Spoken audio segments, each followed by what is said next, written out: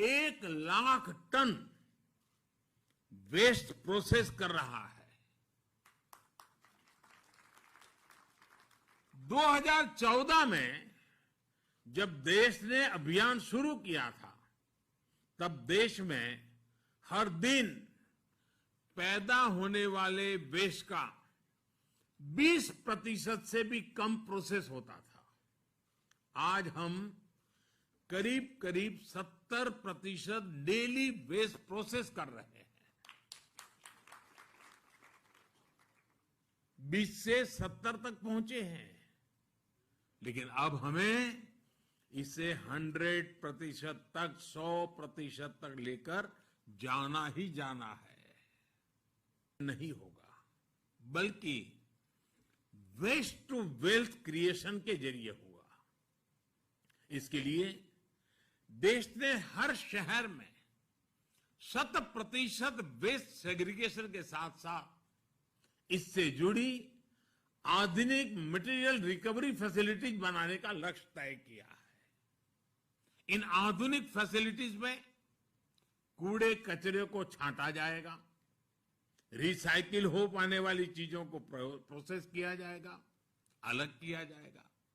इसके साथ ही शहरों में बने कूड़े के पहाड़ों को प्रोसेस करके पूरी तरह समाप्त किया जाएगा। और हरदीप जी, जब मैं कूड़े के बड़े बड़े ढेर साफ करने की बात कर रहा हूं, तो यहां दिल्ली में भी ऐसा ही एक पहाड़ बरसों से डेरा डाले हुए है। ये पहाड़ भी हटने का इंतजार कर रहा है।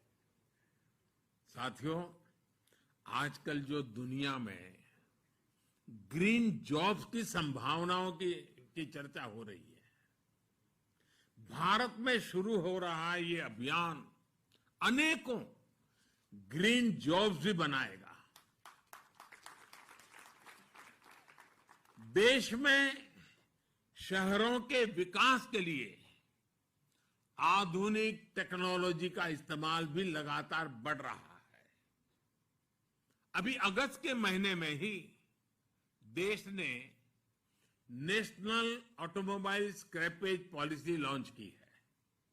ये नई scrapping policy waste to wealth के अभियान को, सर्कुलर इकोनॉमी को और मजबूती देती है। ये पॉलिसी देश के शहरों से प्रदूषण कम करने में भी बड़ी भूमिका निभाएगी।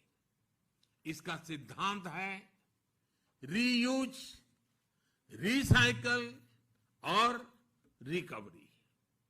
सरकार ने सड़कों के निर्माण में भी वेस्ट के उपयोग पर बहुत ज्यादा जोर दिया है।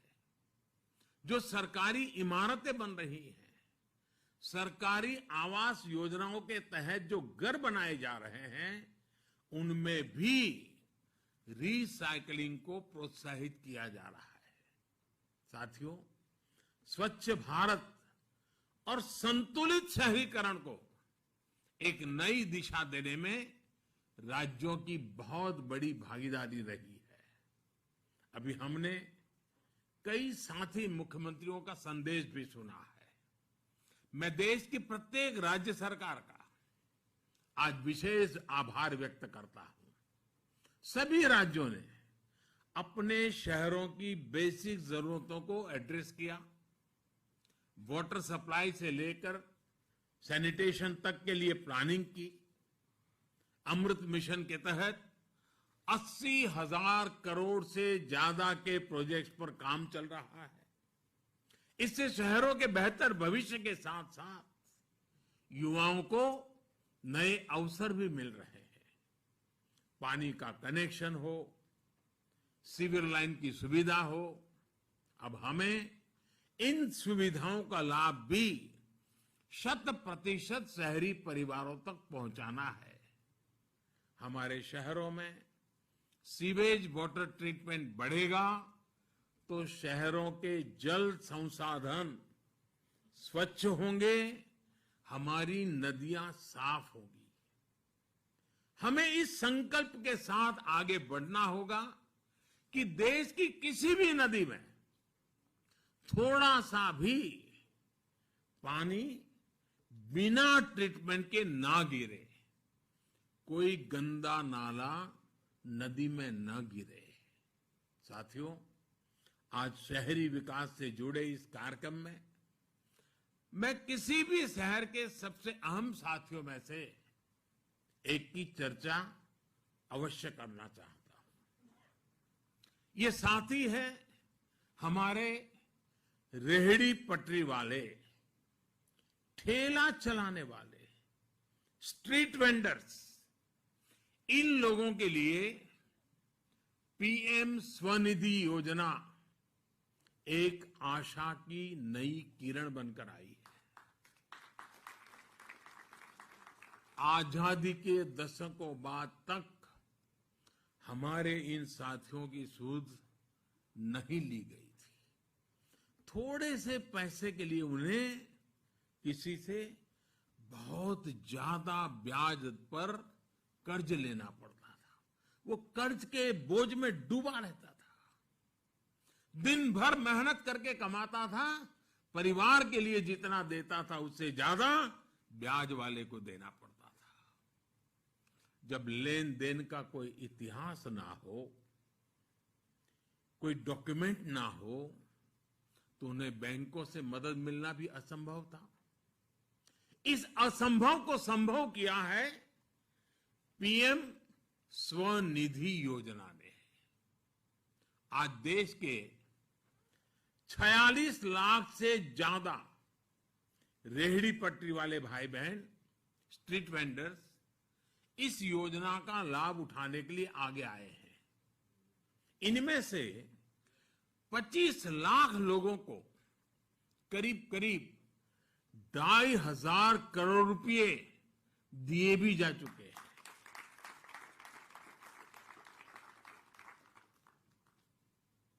स्ट्रीट वेंडर के जेब में 2,500 करोड़ पहुंचाना ये छोटी बात नहीं है जी। ये अब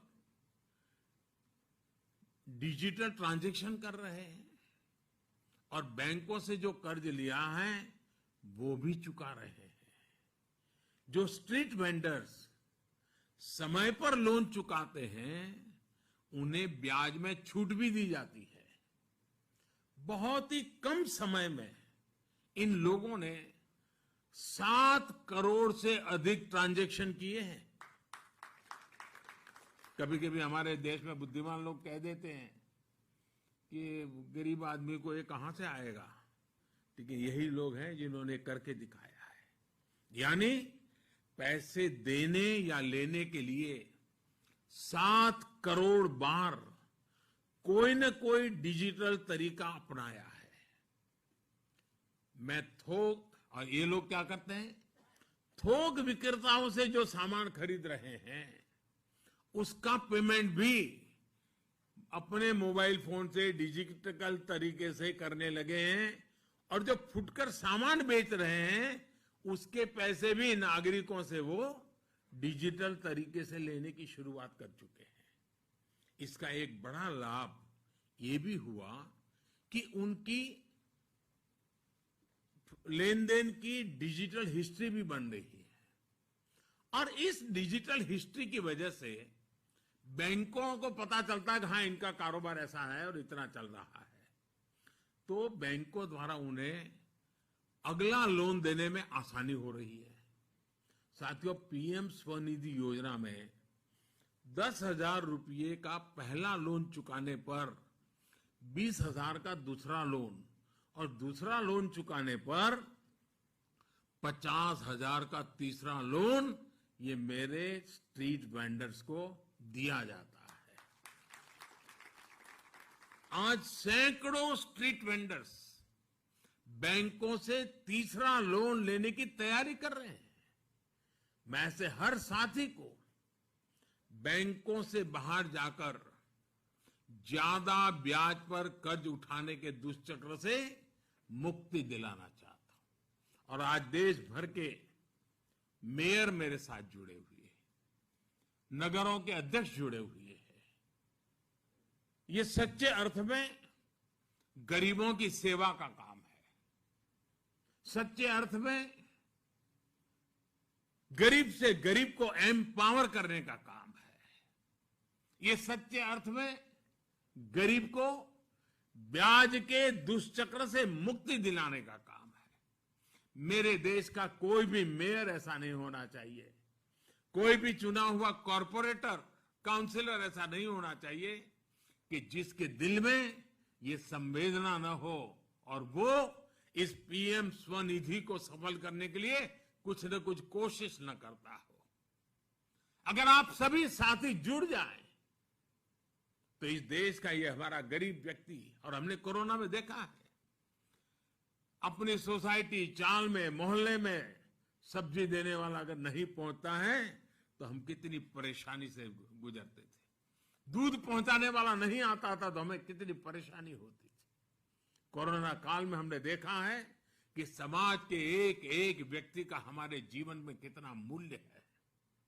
जब ये हमने अनुभव किया है तो क्या हमारा ये दायित्व नहीं है कि इतनी बढ़िया स्कीम आपके पास मौजूद है,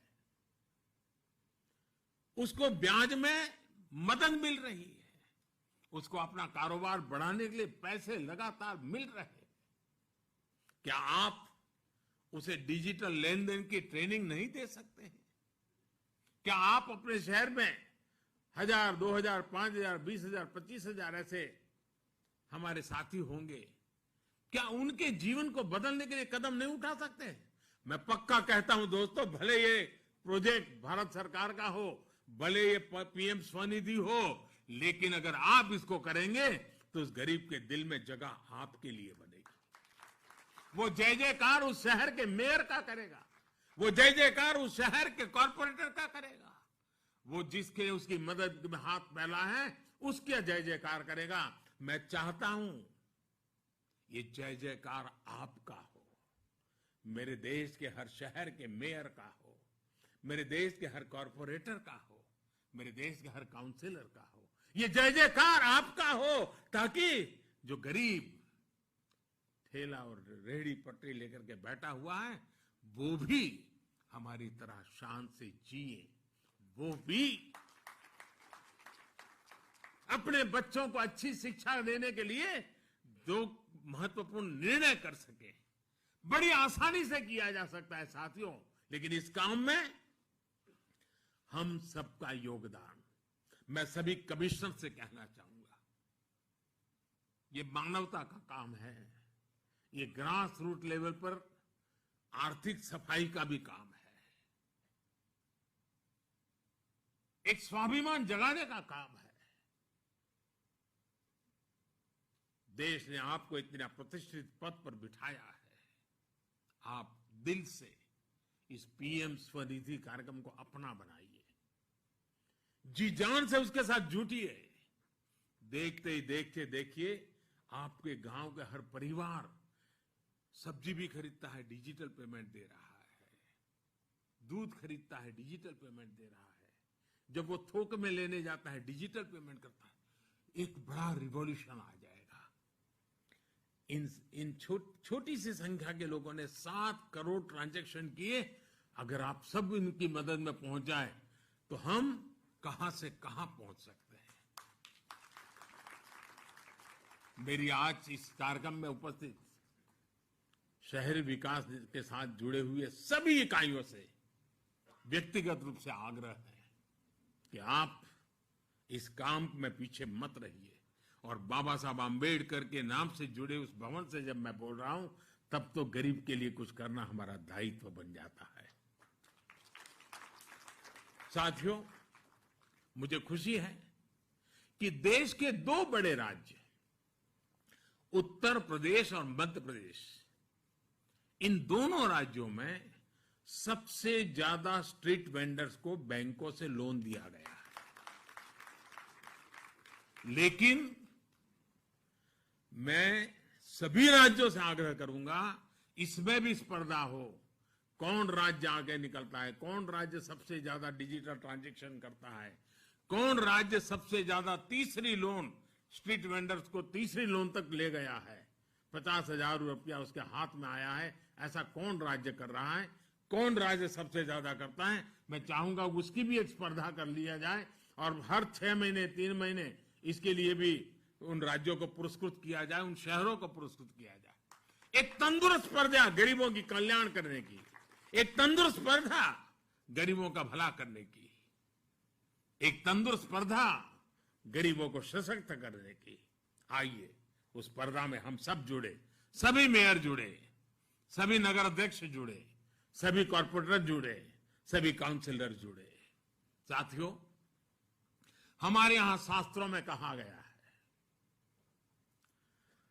आस्ते भग आसीन यह ऊर्ध्व तिष्ठति तिष्ठतः शेते निपद्य मानस्य चराति चरतो भगः चरैवती। अर्थात कर्म पथ पर चलते हुए अगर आप बैठ जाएंगे तो आपकी सफलता भी रुक जाएगी। अगर आप सो जाएंगे तो आपकी सफलता भी सो जाएगी। अगर आप खड़े होंगे तो सफलता भी उठ खड़ी होगी। अगर आप आगे बढ़ेंगे तो सफलता भी वैसे ही आगे बढ़ेगी। और इसलिए हमें निरंतर आगे बढ़ते ही रहना है। चरैवती चरैवेति चरैवेति चरैवेति। इस चरैवेति चरैवेति के मंत्र को लेकर के हम चल पड़े और अपने शहर को इन सभी मुसीबतों से मुक्ति दिलाने का बीड़ा उठाए। हमें एक ऐसा भारत बनाना है जो स्वच्छ हो, समृद्ध हो और दुनिया को सस्टेनेबल लाइफ के लिए दिशा दे। मुझे पूरा विश्वास है हम सभी देशवासियों के प्रयासों से देश अपना ये संकल्प जरूर सिद्ध करेगा। इन्हीं शुभकामनाओं के साथ आप सभी का बहुत बहुत धन्यवाद, बहुत बहुत शुभकामनाएं।